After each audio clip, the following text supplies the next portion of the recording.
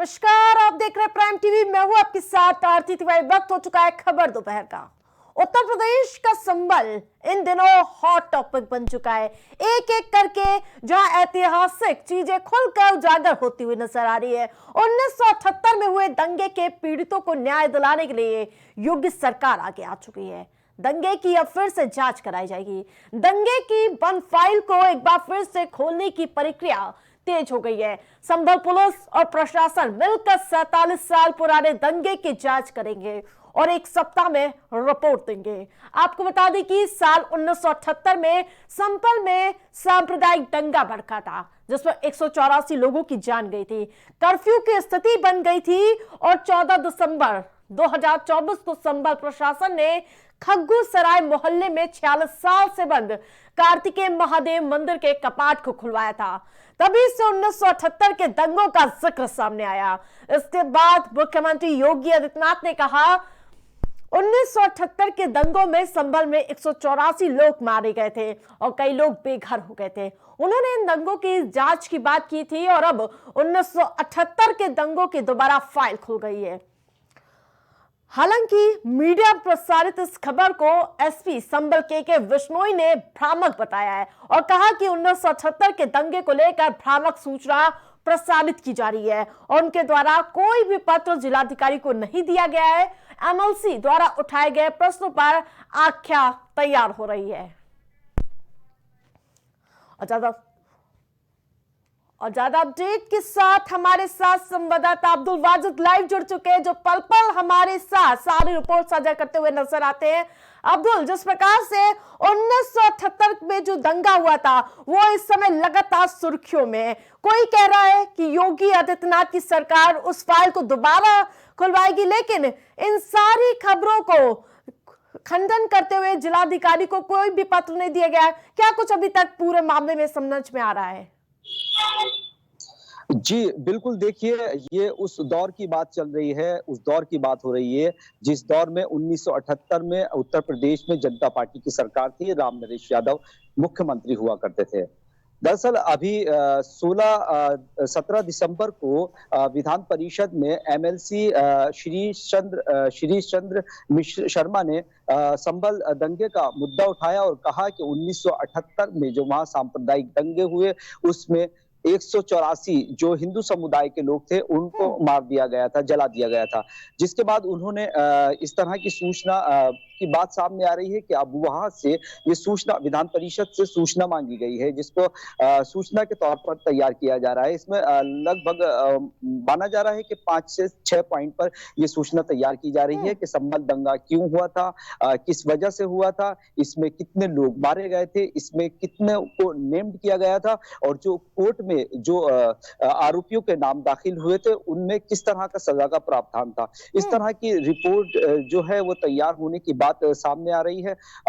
हालांकि जो जिला एसपी हैं उन्होंने साफ तौर पर इस पर खंडन किया है। उन्होंने कहा है कि किसी भी तरह की जो जांच रिपोर्ट है वो नहीं मांगी गई है। हालांकि अगर 16 दिसंबर की अगर बात की जाए तो 16 दिसंबर में उत्तर प्रदेश के मुख्यमंत्री ने विधानसभा का जो शीतकालीन सत्र चल रहा है उसमें भी संभल दंगों का जिक्र किया था और उन्होंने भी कहा था कि 1978 में जो दंगे हुए थे उसमें लगभग 184 लोग मारे गए थे। लेकिन अब्दुल वाजिद, जिस प्रकार से मुख्यमंत्री योगी आदित्यनाथ के बयान सामने आ रहे हैं, उन्होंने कहा सर्जरी तो करनी पड़ेगी, किसी ना किसी को इसके लिए आगे आना पड़ेगा। उस बयान को कैसे देखते हैं इस मुद्दे से जोड़कर?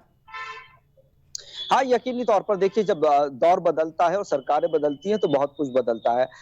चूंकि मैंने बताया कि उस दौर में जनता पार्टी की सरकार थी, राम नरेश यादव वहां उस टाइम के मुख्यमंत्री होते थे और अब के मुख्यमंत्री भारतीय जनता पार्टी के उत्तर प्रदेश से योगी आदित्यनाथ हैं। तो कहीं ना कहीं दौर बदला है तो जांच होना स्वाभाविक है और जाहिर सी बात है कि जब इस तरह के दंगे हुए हैं तो कहीं ना कहीं जो उसकी परतें थी वो कहीं ना कहीं खुलनी चाहिए।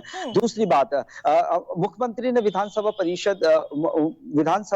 सत्र के दौरान ये भी कहा था कि जो एनसीआरबी की रिपोर्ट है उसका हवाला देते हुए कहा था कि नेशनल क्राइम रिकॉर्ड्स ब्यूरो की रिपोर्ट ये बताती है कि 1978 से अब तक संभल में लगभग 209 लोगों की हिंदुओं की दंगों में मौत हो चुकी है। तो कहीं ना कहीं जो बात सामने आ रही है उसको देखकर यही लग रहा है कि जांच रिपोर्ट तैयार हो रही है। जी।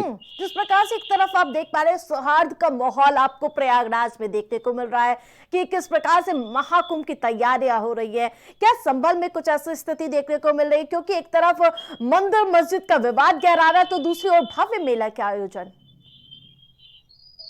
जी बिल्कुल, देखिए पूरा हिंदुस्तान जानता है, पूरी दुनिया जानती है कि संभल हिंसा में जो जिस तरीके का भी हालात रहे, लेकिन अब जो हालात हैं वहाँ पर संभल हिंसा में जो हालात हैं या वहाँ के शांतिपूर्वक हालात बताए जा रहे हैं। और जितने भी वहाँ पर माफ कीजिएगा, जो भी मंदिर कपाट या जो भी बावड़ियां वगैरह जो सामने आ रही है, तो कहीं ना कहीं उसमें किसी तरह का कोई विरोध नहीं है, सांप्रदायिक सौहार्द है, उसकी झलक जरूर दिखाई दे रही है। हालांकि मुरादाबाद की अगर बात की जाए तो मुरादाबाद में भी 47 साल पुराने एक जो कुआं था उसे सांप्रदायिक सौहार्द के साथ उसे खोद दिया गया। हालांकि इससे पहले दोनों पक्षों में टकराव रहता था। तो कहीं ना कहीं इस तरह की चीजें सामने आ रही हैं कि जो हिंदू मुस्लिम इत्तेहाद को बढ़ावा दे या आपसी भाईचारे को बढ़ावा दे। जी बिल्कुल, अगर मैं मौजूदा स्थिति की लास्ट प्रश्न मेरा यही होगा कि इस समय संभल की क्या स्थिति देखने को मिल रही है, कहां पर खुदाई अभियान चलाया जा रहा है या प्रशासनिक क्या कुछ कार्रवाई देखने को मिल रही है? अब्दुल वाजिद। जी देखिए, संभल की शाही जामा मस्जिद में सर्वे के दौरान जो हिंसा हुई, वहां पर जो हालात बने, उसके बाद 5 लोगों की मौत हुई। अभी की अगर बात की जाए तो हालात वहां के बहुत सौहार्दपूर्ण बताया जा रहा है। हालांकि संभल की जो शाही जामा मस्जिद का जो विवाद चल रहा है, उसके सामने जो चौकी बनाई गई, वो जो राजनीतिक दल है वो अपनी अपनी प्रतिक्रिया दे रहे हैं, आरोप प्रत्यारोप का भी दौर जारी है। ऐसे में लोगों का जो आम लोग हैं उनका यही मानना है कि जो भी विवाद है ये कोर्ट से सुलझ जाना चाहिए। और यहाँ पर जो जमीनी स्तर पर जो देखा जा रहा है वो पहले की तरह माहौल वहां पर शांतिपूर्वक बना हुआ है। बिल्कुल, यही आशा है कि पूरे प्रदेश में अमन चैन का माहौल और ये कुंभ भी पूरी तरह से भव्य दिव्य हो। तमाम अपडेट के लिए आपका बहुत बहुत धन्यवाद अब्दुल।